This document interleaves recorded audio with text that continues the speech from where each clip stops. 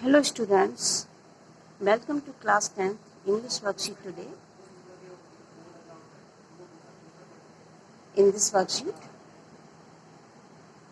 we have a poem Dust of Snow by Robert Frost.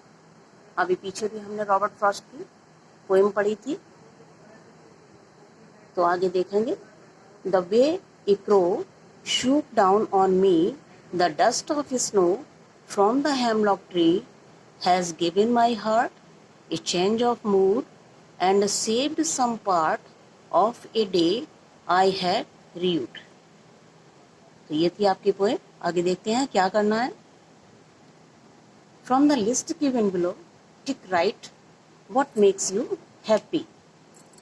हाँ, यहाँ पर कुछ नीचे आपको वर्ड्स दिए गए हैं, उनको पढ़ के आपको देखना है और आपको ये देखना है कि इनमें से कौन से वर्ड्स हैं, कौन सी लाइन ऐसी है जिससे आप खुश हो जाते हैं. देखिए, looking at the rising sun, उगते हुए सूरज को देखना अच्छा लगता है देखना. A new leaf on a plant, a flower bud on a plant, the sound of birds in the morning, a cloudy sky, rain on a hot day, words in a water bath, a dancing peacock, a star-studded sky, a laughing face.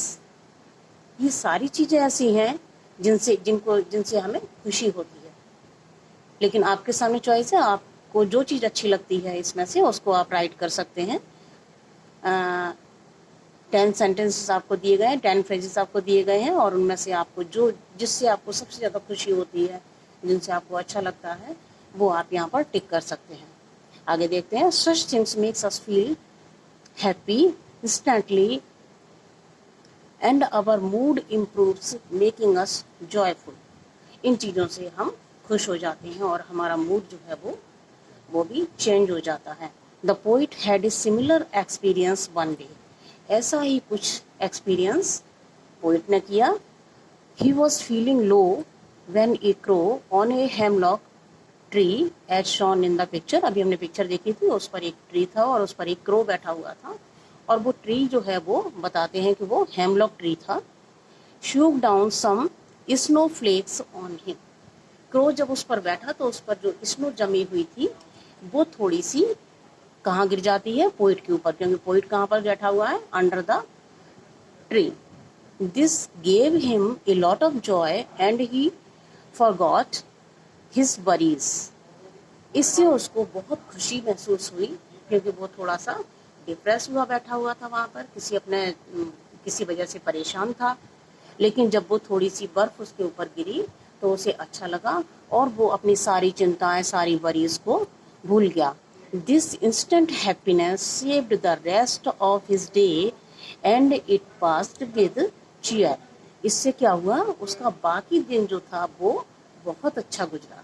नहीं तो क्या होता, वो सारा दिन अपना उसी depression में, उसी दुखी होके ही सारा दिन निकाल देता. लेकिन जरा से एक जरा से एक्टिविटी से उसको क्या हुआ, उसका सारा दिन में खुशनुमा हो गया और उसका वो जो दुख था, जो उसके अंदर जो डिप्रेशन था, जो सैडनेस थी, वो सारी धीरे धीरे खत्म हो गई. आगे देखेंगे हम. Now answer some questions related to this poem. What is the name of the poet. आपको पोइट का नाम बताना है. तो रॉबर्ट फ्रॉस्ट हमारे पोइट है. What happened due to the presence of the crow on the tree. Crow की presence से ट्री पर जो क्रो बैठा हुआ था उससे क्या हुआ. Tick the correct option. There was a bird sound. The tree looked beautiful. Some snowflakes shoot down on the poet. तो यह है आपका right option. Some snowflakes shoot down on the poet. Next देखेंगे. Can you guess the state of mind of the poet just before the activity of the crow. जो crow के वो बर्फ गिराने के पहले पोइट का क्या माइंड था, क्या उसका माइंडसेट था, क्या सोच रहा था, खुश था या दुखी था. तो क्या आप गैस कर सकते हैं. टिक the correct option. The poet was annoyed and angry. Poet annoyed था, एंग्री था. He was happy. He was in a state of despair. Angry तो नहीं था, ऐसा तो कहीं भी नहीं दिखाया गया, और हैप्पी भी नहीं था. He was in a state of despair, वो थोड़ा सा निराश था, दुखी था थोड़ा सा। How did the poet feel just after the crow shoot down some snow flex. हाँ, how did the poet feel, जब पोइट के ऊपर थोड़ी सी स्नो गिरी उसके बाद पोइट ने क्या महसूस किया। टिक the correct option. He felt even more sad, वो और ज़्यादा दुखी हो गया। हिज मूड चेंज्ड, उसका मूड जो है वो बिल्कुल चेंज हो गया। ही स्टार्टेड लाफिंग, उसने हंसना शुरू कर दिया। तो क्या है आपका option, his mood changed.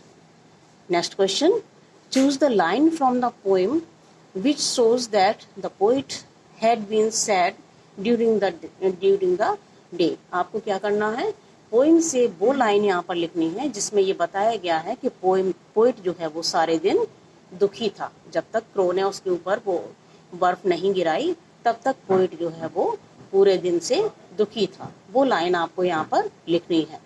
What is the correct rhyme scheme used by the poet. Tick the correct option.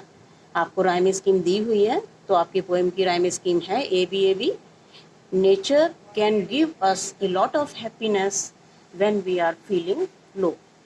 जब हम कभी दुखी होते हैं, डिप्रेस होते हैं, तो क्या होता है, नेचर के करीब जाने से हमारी सारी सैडनेस जो है वो ख़त्म हो जाती है और नेचर से हम हमारे अंदर एक नई स्फूर्ति का, एक नई एनर्जी का संचार होता है। Right about one such experience of your life.